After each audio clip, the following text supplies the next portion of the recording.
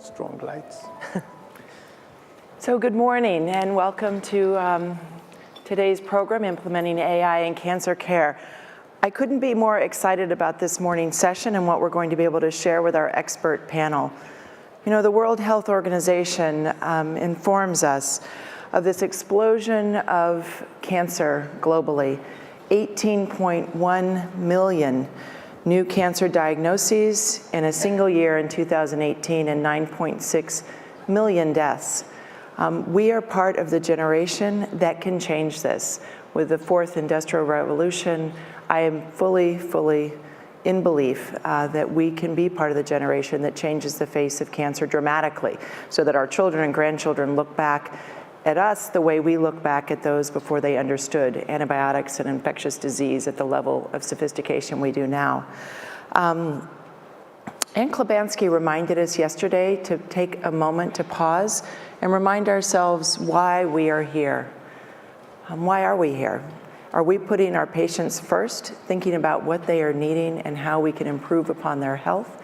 And she urged us to embrace multidisciplinary, innovative collaborations across industry, academia, and government in order to really realize the potential of this exciting time. So that's what we've done with our panel today. I'm going to have them introduce themselves, and then we're going to dive in to some really exciting topics that I hope you'll also, with your question and answer period, engage in as well. Hi, my name is Daphne Koller, and I guess I exemplify interdisciplinary because I started my career as a professor of computer science at Stanford doing machine learning and AI long before it was popular back in the early 90s. Started applying that to biomedical data, including cancer data, both at the molecular level as well as in cancer imaging back in the late 90s. And now, after a detour through founding Coursera, I'm now started a new company called InCitro, which aims to apply machine learning for providing a new paradigm for drug discovery and development. Great. Good morning, everyone. I'm Dawn Berry. I've had my whole career in genomics. So after about 12 years at Illumina, making the data cheaper, faster, better, became frustrated with the pace of discovery, seeing the silos, lacking the diversity, scope, scale, engagement of individuals with research. And so went ahead and started Luna, a public benefit corporation that launched LunaDNA, which is a health data sharing platform for individuals to permission their data for research without sacrificing control, transparency, security, privacy. And they also get shares in the company for doing so. Hi, my name is Getz. My original background is math and physics, and I did AI in cancer for many years. My lab is focused on finding what are the genes and pathways that cause cancer, even from pre-malignant state to cancer. And now I'm most interested about understanding resistance to therapy. All of these analyses involve machine learning and AI to understand how to separate the signal from the noise in large amounts of data and bring it back to the patient and kind of making decisions or precision medicine on how to choose the best drugs for patients. Hey, my name is Regina Barzilay, and I'm a professor of computer science and electrical engineering at MIT. My area of research that I started is natural language processing and AI years ago. And I had an interesting way to get into medicine. It was not an academic way. I was a patient, breast cancer patient in 2014 at MGH. And I was so horrified by the lack of technology and lack of all the advancements that we are developing at MIT to help to me and many other patients, that after finishing my treatment, I decided and committed part of my research time to develop technology and transition it into cancer clinic. And I was very fortunate to find a partner, Lehman, who was there from the very beginning, and many of the tools that we developed together are implemented at MGH in breast cancer clinic, and they're helping patients. So I'd like to ask any of you, when we think of cancer, we have this full spectrum from predicting risk, early identification, treatment.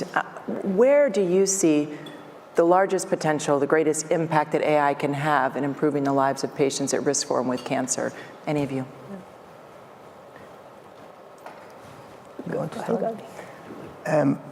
Well, I think there are many aspects for starting from early detection and analyzing data from blood or from image data to basically be able to identify cancer at earlier stages. Then later, when cancer is there, to actually make predictions of which drugs or which treatments will be used. And that goes into genomics also, understanding kind of AI, how to separate basically the noise that we see in the data from actually the few points of signal. So I think in all stages, AI could contribute. Where it could bring the most potential, I'm a strong believer of early detection, but I think that until that is happening, there are many cancer patients, as you said, so we need to address things like resistance and making decisions of which clinical trials are best for patients. Maybe just adding on top of that, I think the heterogeneity of cancer is a significant aspect of what makes it complicated, both within patients and across patients. And so the ability to identify the specific lesions and even epigenetic aspects of the cancer that would allow us to both design therapeutics that are personalized to patients and then prescribe them in a personalized way, I think is going to be a really important aspect of cancer care.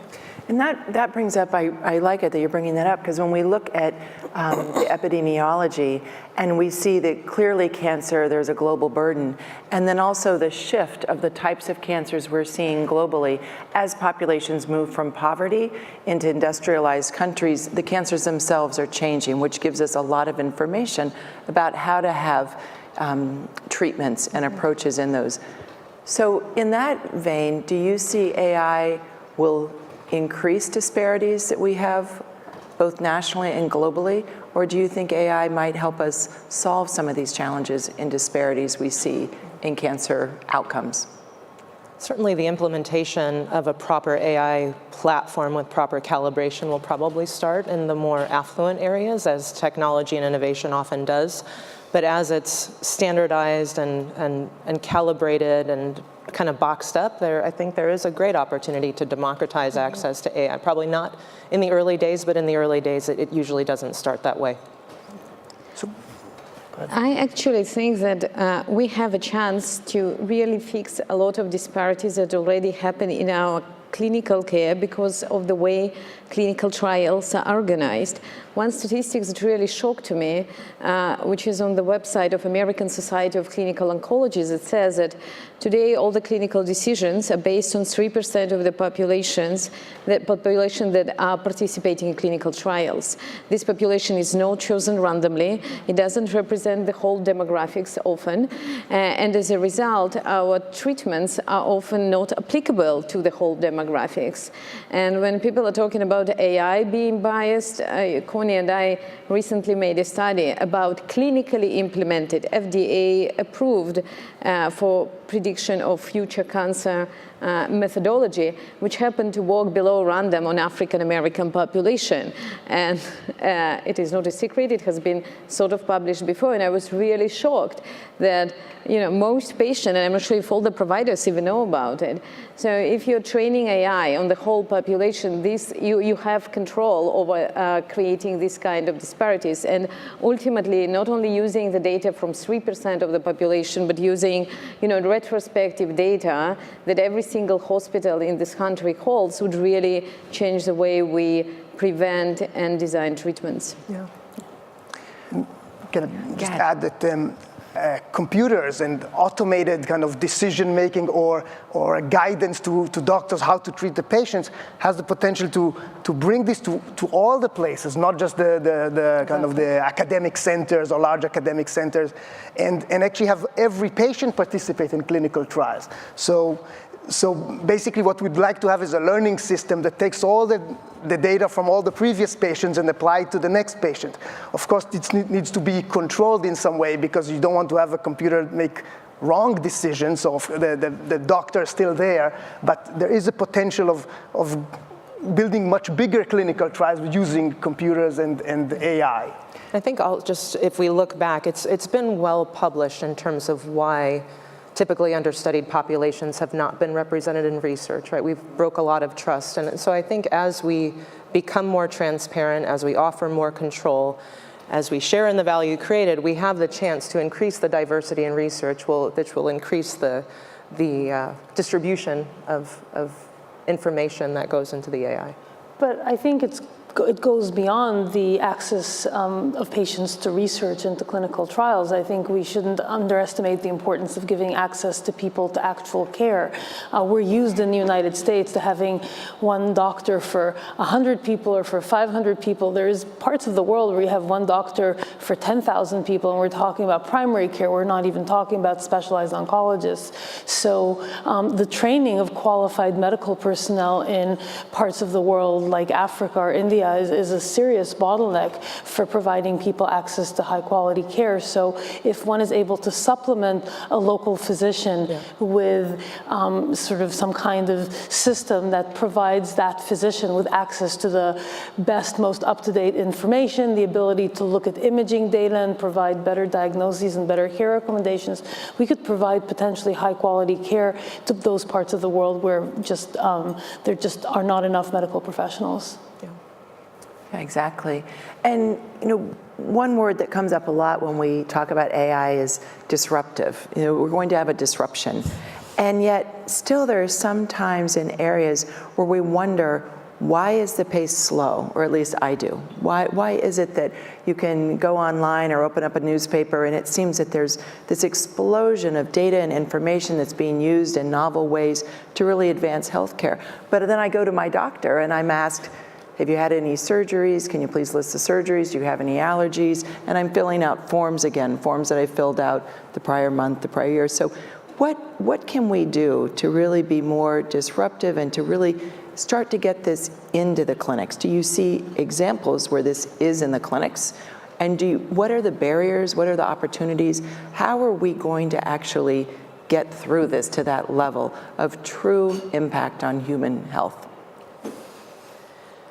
Change, it can happen top down or bottom up, and I think one of the things we're seeing right now is this revolution and the theme being data ownership. I don't think that's the right conversation, but increasing access for patients to their records, whether it's HIPAA or meaningful use, or in our hyper-connected world, patients have a lot more access to data than they've ever had.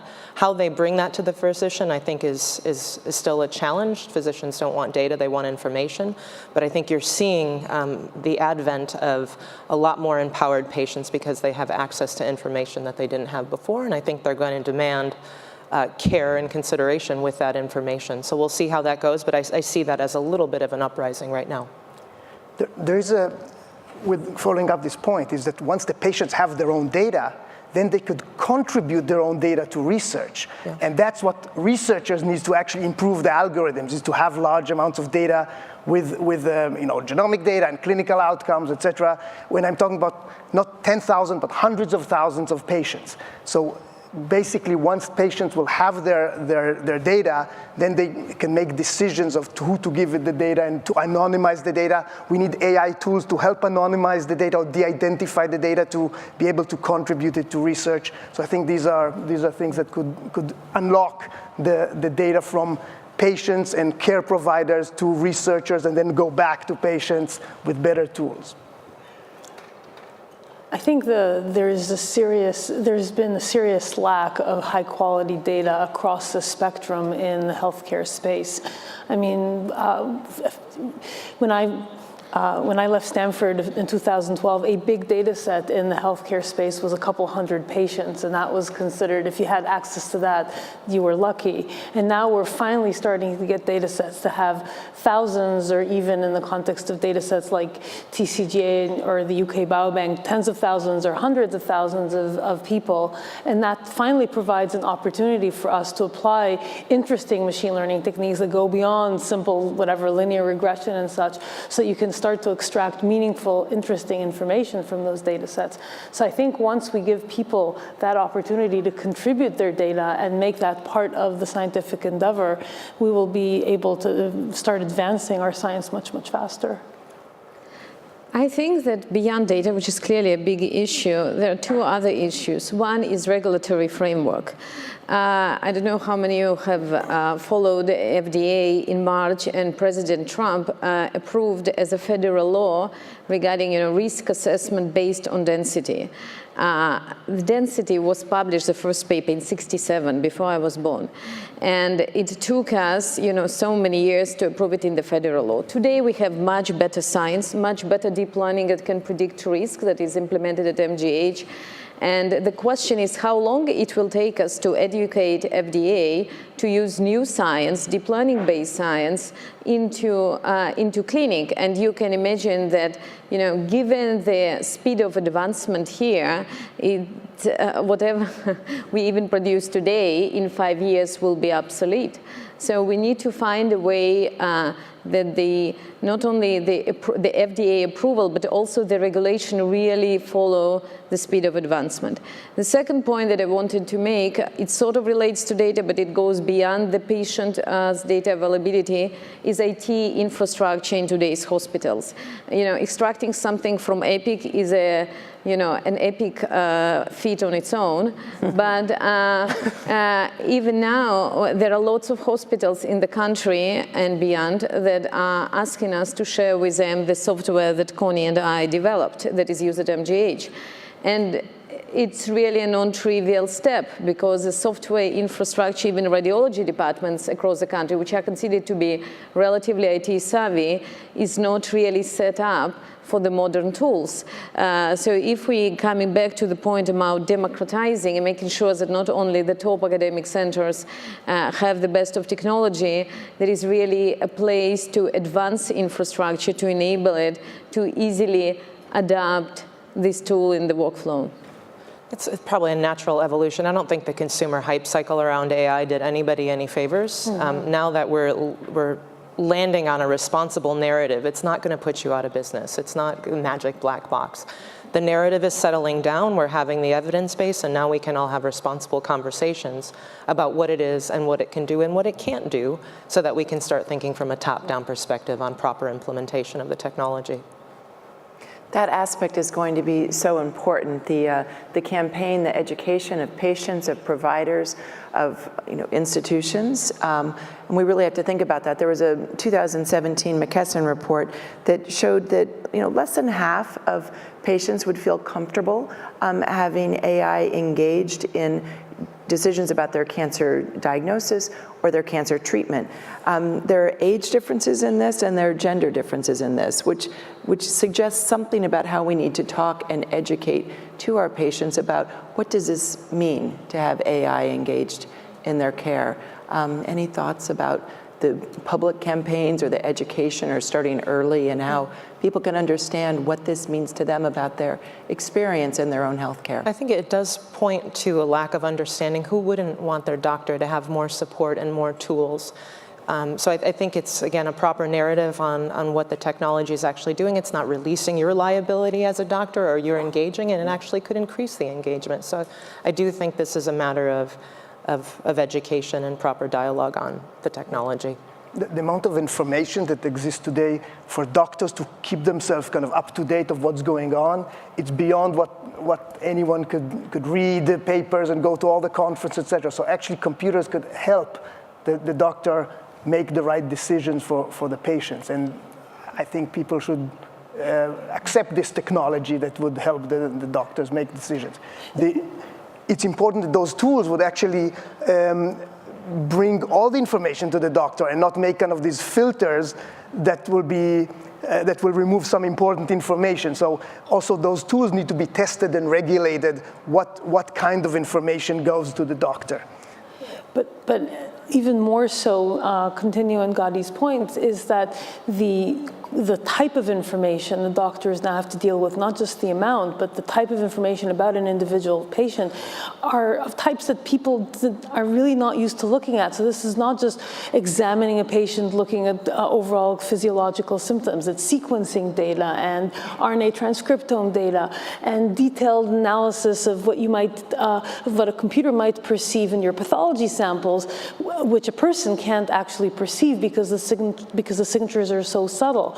So expecting a physician not only to assimilate everything that's out there in the medical literature, but also even the huge amount and diversity of information about an individual patient and guide them towards the best possible course of treatment for that patient is asking a person to do way too much. And I think supplementing that person with the ability to interpret what they see about the patient as well as compile what's out there in the literature, which is constantly changing, is going to hugely improve the quality of medical care. But that being said, I want to come back to the hype issue and the fact that we shouldn't overpromise, and this has been a big problem in this space. This is an aspirational goal for a computer to be able to assimilate all that information and provide a meaningful recommendation on course of treatment. We're not there yet, and we should be wary of someone who promises us that we're that they have a product to offer that provides that capability, because I don't think we're quite there. This I'd like to hear from the other members of the panel as well, because I appreciate that, and we can learn from our past mistakes. Yes. So when we look at the history of, in my field, CAD applied to mammography, it's not a great story. It's a story where there was very early excitement about CAD is going to help the mammographer not miss cancers. It would flag suspicious areas. The early reader studies said, if you don't want to miss cancers for your patients, use CAD. The more we studied it, the more disappointing it became. And in fact, Josh Fenton published and said, this doesn't look like it's improving performance. I published and said, it doesn't look like this is improving performance. The FDA had approved this. There was CPT codes, there was reimbursement. The use went up, but at the end of the day, it wasn't helping patients. It just wasn't. And even people that still resist that, it's like, we just have to look at the evidence and the science and the performance. So how can we avoid that? How can we take the power of AI and the technology, not restrain the FDA from approving things to move forward, but not have patients subject to false claims? It's complex, but I'm going to throw it out to you all because you're the ones that can help answer this. Rigorous clinical trials. I think these tools need to be subjected to clinical trials in the same way that other diagnostic tools are subjected to clinical trials. Can we think differently about how we define rigorous clinical trials? Can we also disrupt the randomized clinical trial with 20 years of follow-up? That's how we're going to make progress. Yeah. How do we think of clinical trials in this new era? I believe we need to have a like phase 4 clinical trials, or basically monitoring the actual use of tools or compounds or drugs in the community, and not just having those show that it's safe and that it actually has efficacy, et cetera, but and actually does some good to patients. We want to continue to monitor, and that would also deal with the different populations and disparities, et cetera. So using data acquisition all through the life of a product, not just to get it approved. And that, I think, should be the new era of kind of data acquisition, and then data mining and AI on what is found. That also incentivizes the provider of those tools to make sure that they're used correctly, that people are trained in their use, because it establishes that the requirement for the continued approval of these things is that they actually perform well in practice. There also needs to be greater intimacy in clinical trials. There's a lot of, I would say, lip service paid to people's centricity in clinical trials. And I think engaging them more responsibly, not as subjects in research, but partners in research. What are we doing? What's a responsible outcome? What's a positive outcome? What might not happen? And keeping them engaged throughout the process, and ideally through a phase 4 situation, so we can continuously and longitudinally engage them. We've done a lot of retrospective research. I think in this era of the connected patient, we can do much more longitudinal, continuous research. And I actually wanted to go back to the question about, the hype and the point of, scientific standards. What happens today in the community that vast majority of top cancer journals like Journal of Clinical Oncology never even published a paper on deep learning. And if you look at some papers that are published in our premier medical journals. So when they write that they train, a deep neural model on 50 examples, it just reads ridiculous. And if you look at editorial boards, there is no people who can actually read and properly review these papers.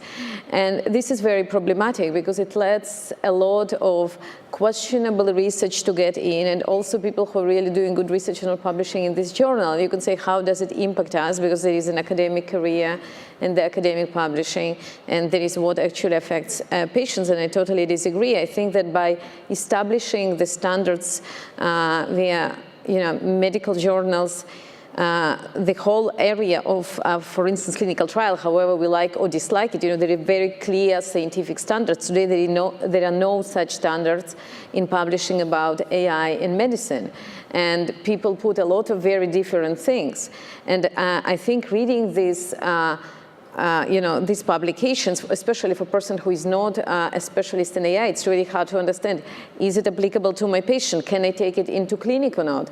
And we should all acknowledge the vast majority of this research never gets into clinic. Sometimes it's infrastructure problem, but sometimes the way it is designed, it would never actually go into clinic. So I think the medical community should really start thinking about how to make our premier journal, like New England Journal of Medicine, JAMA, and many others, to make these papers to be first-class citizen and provide them the same high-quality review as papers in other areas with more kind of established history in the clinic.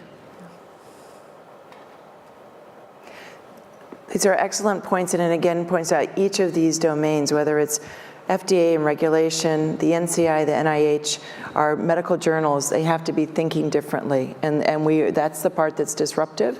Whenever we hear, and as we've spoken with the different leadership across those different domains, well, that's not the way we do things. Well, that's exactly the point. We need to do things differently and continue to do that. We have some questions from the audience.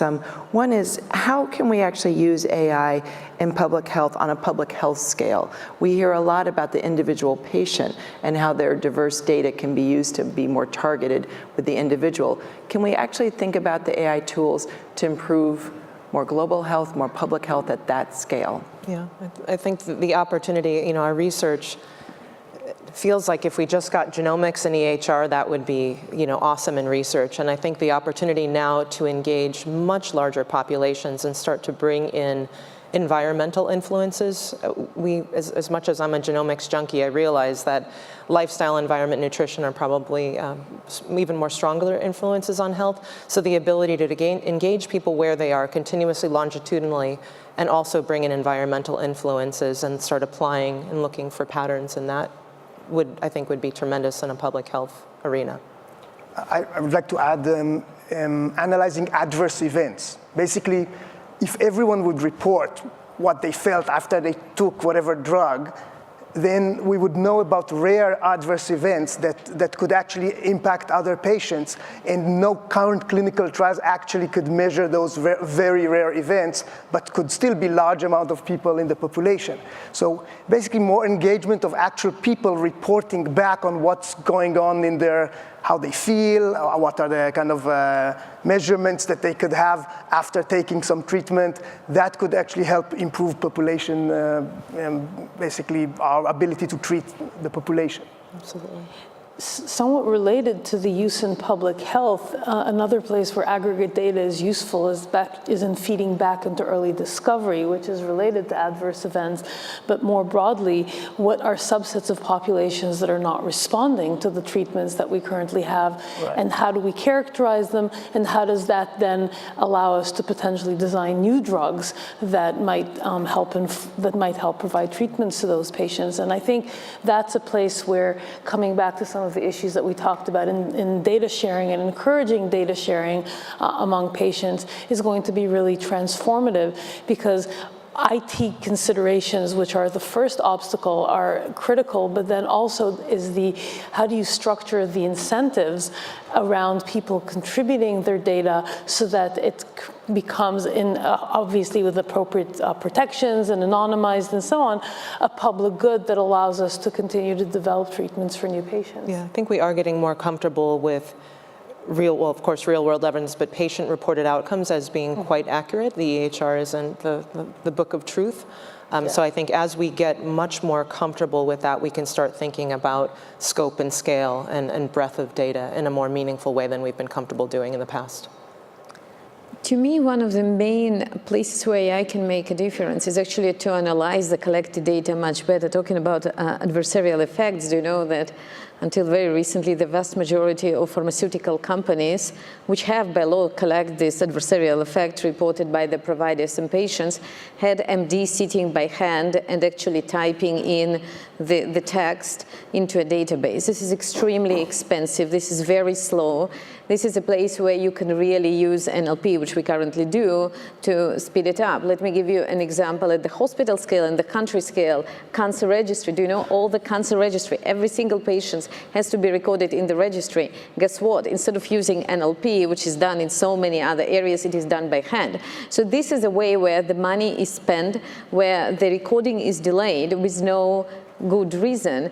And there are so many other opportunities where even you take existing data, it's great to collect more data, and you can just query it in a new way, and you can get so many new insights. So the automation of structuring this data, translating it into the format that machine can understand, and querying it in a smart way can really change our understanding of diseases. We have another question that's really asking more, do we have concrete examples of where AI is really being used in patient care? Because everyone is excited about the potential. You can dream and imagine, but and we'll just run down the line. Examples of concrete areas where AI is now being used. Machine vision is obviously in pathology and X-ray, so machine vision, I think is starting to. Maybe that's... Yeah. So we actually, Connie and I, implemented our system starting January 2018 in breast cancer center at MGH. So our first model was just reading density, and you can say it's not a big deal. Maybe it is not a big deal, but human, which reads density, which is a mandated law, as we now know, to report to every patient their density. The same radiologist may look at the picture and report different number in few months. Human greatly disagree.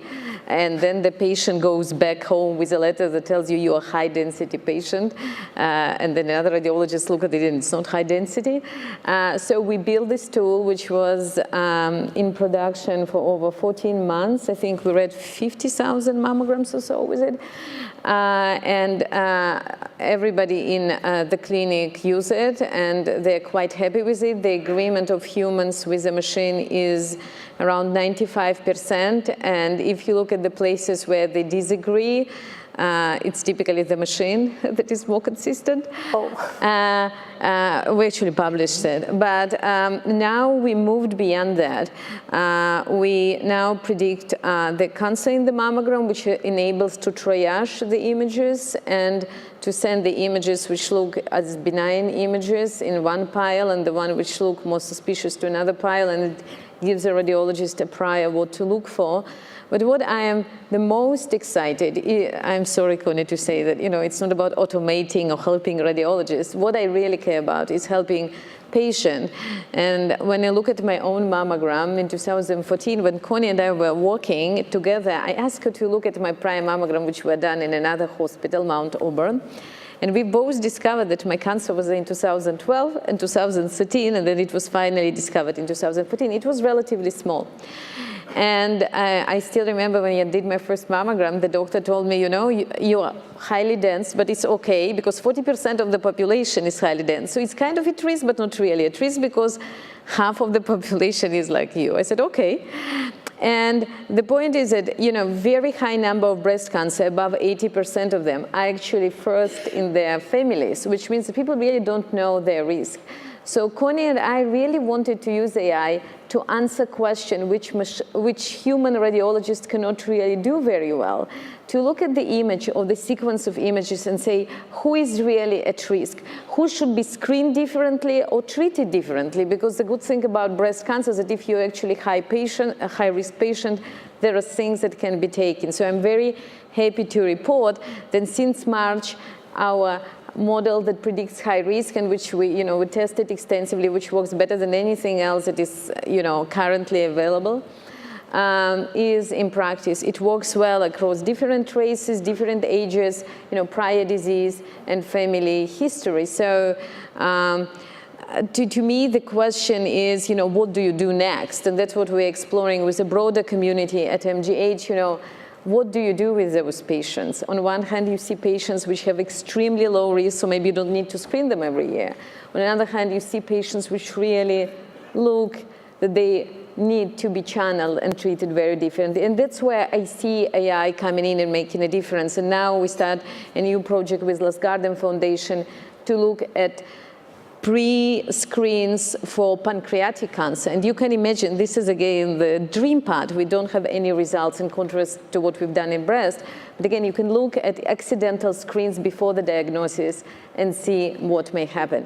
So I think, given the example in breast and how nicely it worked, I think we can imagine many concrete examples across other organs. Okay, go ahead. Great.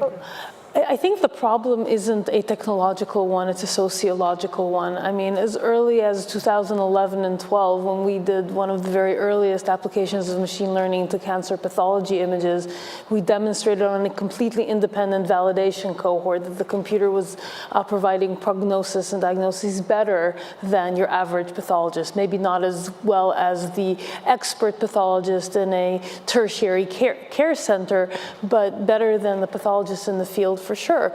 This is, 6-7 years ago now, and it's not really a question of, is the technology up to the task? It's a question of how do you introduce that technology into standard clinical practice in a way that is comfortable for the physician, that fits into how they do their standard of care. And I think that's really the obstacle.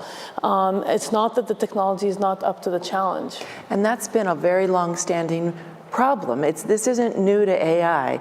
The discovery doesn't translate to clinical implementation. We have seen that for hundreds of years. And so what are we going to do now to change that? In fact, could AI actually itself help us to change that? Because we are really called upon to identify those barriers and not just talk about them, but act upon them. So what are we going to do? If we truly think we have discovery, but we're not getting it to patients, how do we take those barriers down? Gaddy. So for genomics, it's actually used every place they're doing the MGH. When we do genomics, the AI is being used because there's reads, sequencing reads. You have to make sense of, is it a real mutation or not? Actually, it's a classifier that goes base by base. Like, is there a mutation here or not? And then you have to make a decision.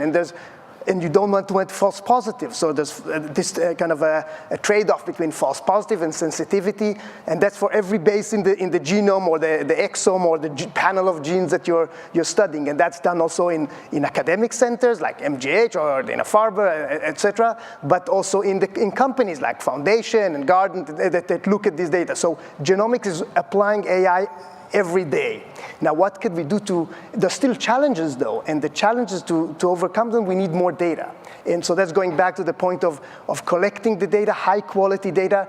There could be batch effects and technologies that apply in one setting might not apply exactly the same in another setting. So we need to train the algorithm on the different machines. So if you switch from one sequencer to a different sequencer or a different technology or basically protocol, you could get different types of noise.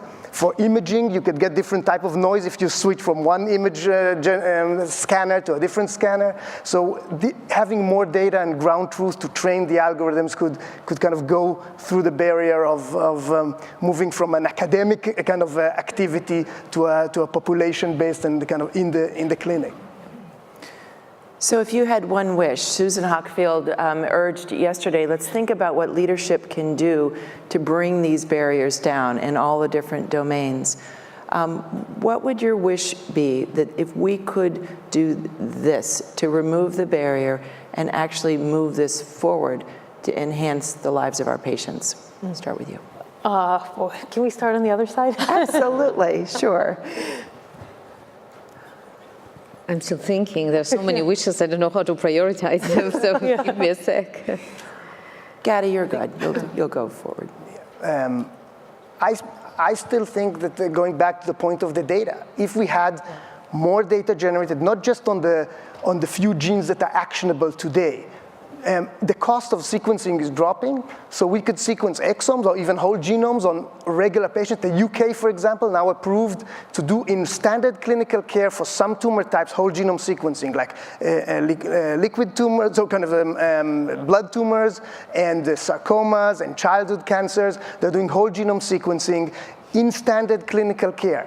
If we'll generate more data, with the understanding that some data will be used for research, not just to make decisions on the patient, and then actually aggregate these data across hundreds of thousands of patients. I think discovery could be made, biomarkers could be found, not just DNA sequencing, RNA sequencing, epigenetics of the samples.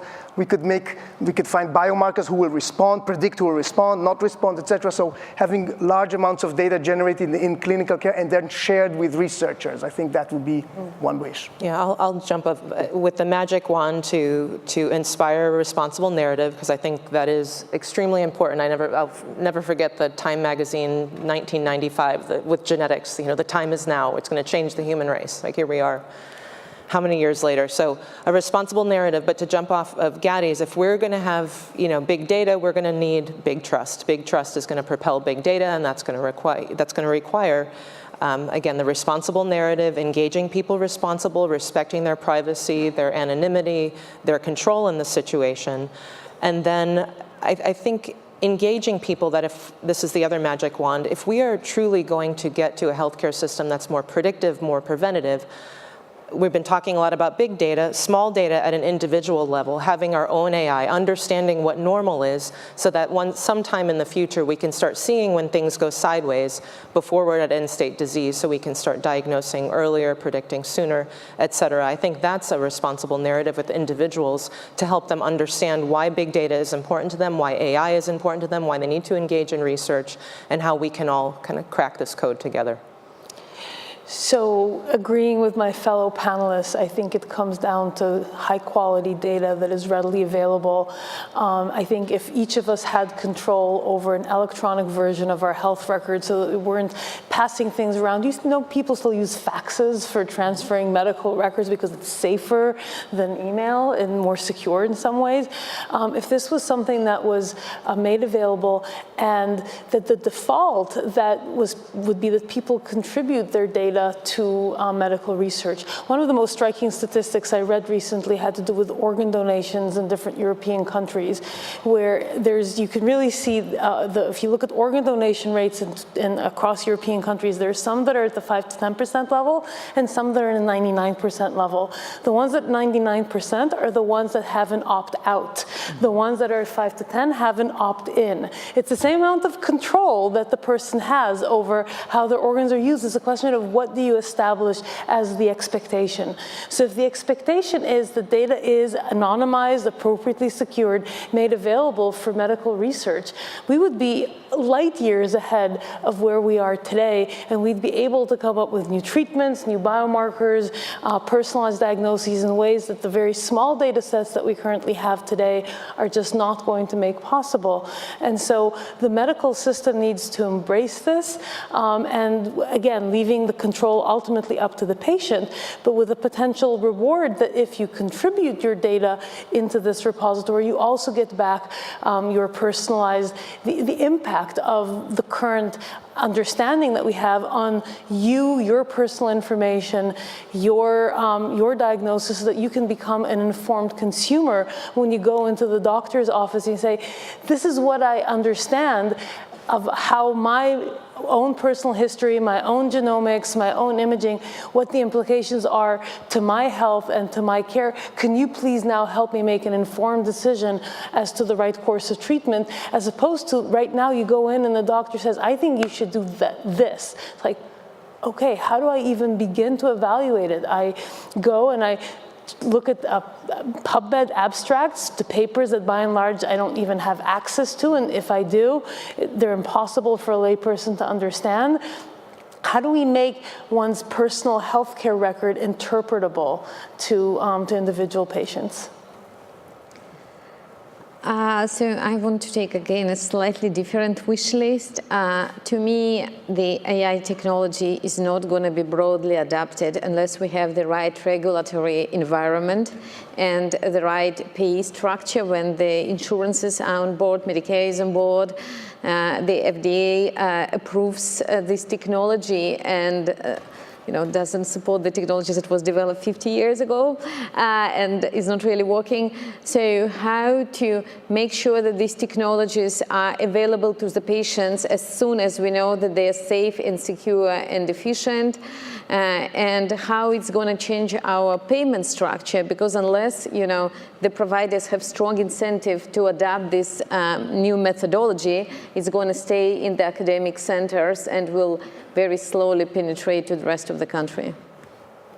And I appreciate that many of you are making the point that it really takes the whole global village, that takes the whole community. If we have doctors talking to their patients saying, well, I wouldn't trust a computer to be my doctor, that's where the patients are looking for guidance also, And the patient that we had yesterday, I was so impressed by how clearly he spoke about his appreciation that his data and his information was being actually used and leveraged to make better decisions, to have interventions, and having that education.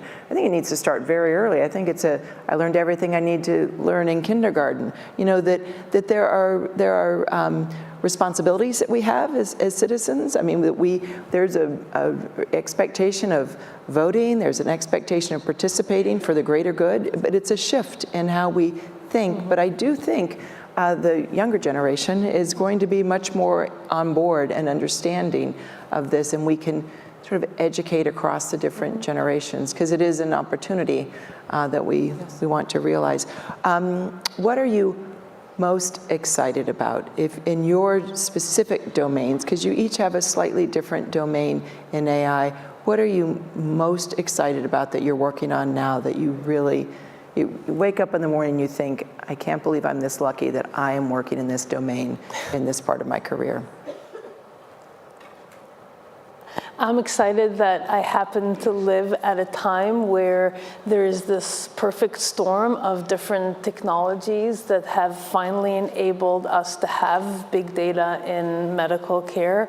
That includes the ability to measure data from actual patients across a broad spectrum of modalities, but at the same time also the ability to create large-scale experimental platforms in the lab that allow us to probe and intervene in those in surrogate systems in ways that allow us to really understand the foundations of biological systems. So I think we're at the cusp of a new era of biology where we can really quantify biology at unprecedented scale, use machine learning tools that have really just come into the forefront of maturity in the last 5 years to interpret those data, and then come back and use that to engineer biological systems to behave in ways that are better for human health. And I think that's a magic cycle that each of whose components didn't exist 5 years ago, and now they do. And so we're finally able to, I think, turn biology into a data science, and I think that's going to have remarkable repercussions not only on medical care, but also in other areas of the life sciences, including the environment and many others, and agriculture. So I'm really excited about being in that time. Great. Excited about putting people at the center of research, really imagining inverting the research model where the individuals themselves are the most important. If we can earn their trust, again, give them the control, transparency. Imagine large-scale amount of people sharing life data continuously. What an asset for research that would be. So I'm excited about operating at the intersection of what's good for people is good for research and can also be a responsible, socially impactful business model. That's what gets me out of bed every day. Mm-hmm. I'm excited particularly by technologies of blood biopsies, because I think that could really transform how we all age roughly at the same rate, a year per year. So that means that we all have changes in our bodies, and if we could learn stuff from blood in a regular manner, taking every few months, every year, and follow our lives and identify cancer, identify if people already had cancer, if it's coming back, what are the treatments. So I think that constant measuring people from in different throughout their lives would really change the way we could do medicine, and blood or other kind of easily accessible kind of measurements would really transform, and I'm excited about that. I'm going to let Regina Barzilay, our computer scientist and patient, have the last word. So if you can wrap up for us. So I am really excited about the fact that we are using every day this technology to help women. I remember that when I was diagnosed, it was in April actually. It was in April 5 years ago. I was never sick before in my life. The only time I went to the hospital was when I gave birth to my child. I just didn't know how to take this news and the shock and the anxiety and the uncertainty. And I obviously cannot say that what we've developed can eliminate it, but I hope that technologies that we deployed here actually helps women. And the more we are walking in this direction, the better the technology becomes, the more impact we can actually make.